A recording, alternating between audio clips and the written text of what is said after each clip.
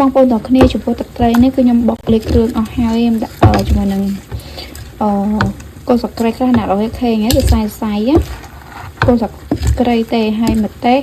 ក្រហមប្រហែលជា10គ្រាប់ខ្ទឹមសប្រហែលមួយដុំ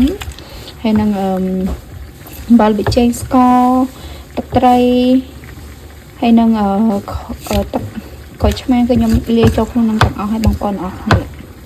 ដល់គ្នាឥឡូវហ្នឹងជើងមាន់ណាគឺខ្ញុំបានស្ងោរវាឆ្អិនហើយខ្ញុំដាក់ជាមួយនឹងស្លឹកគ្រៃផងដើម្បីឲ្យវាកាត់ឆ្អាបឈ្ងុយនេះឥឡូវជើងមាន់ហ្នឹងគឺខ្ញុំស្រង់ចេញមកហើយណា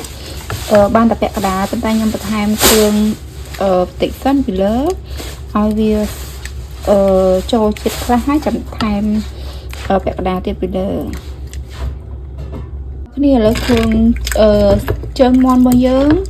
គឺ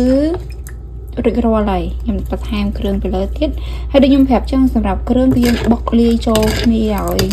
អស់មកហើយចាំដាក់ពេលដែលឆ្អិនរួចរាល់យើងយកគ្រឿងហ្នឹងយកមកស្រោចនៅលើជើងមាន់របស់យើងហ្នឹងណាតោះមកគឺយើងក្លុកវាហើយយើងដាក់ទូទឹកកកឲ្យវាត្រជាក់ចូលជាតិ10ទៅ20នាទីទៅ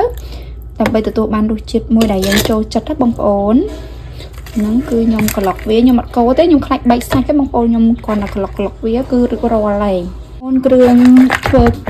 ជើងមាន់របស់យើងគឺរួចរាល់អស់ហើយផ្សំគ្រឿងហើយសម្រាប់ឲ្យបងប្អូនទាំងគ្នាគាត់ដាក់ក្នុងទូប្រហែលជា10ទៅ15នាទីឬក៏20នាទីឲ្យវាត្រជាក់ស្រួយល្អហើយចាំយើងយកមកញ៉ាំឲ្យវាចូលចិត្តល្អអញ្ចឹងណាបងប្អូនទាំងគ្នានេះគឺរួចរាល់ហើយណា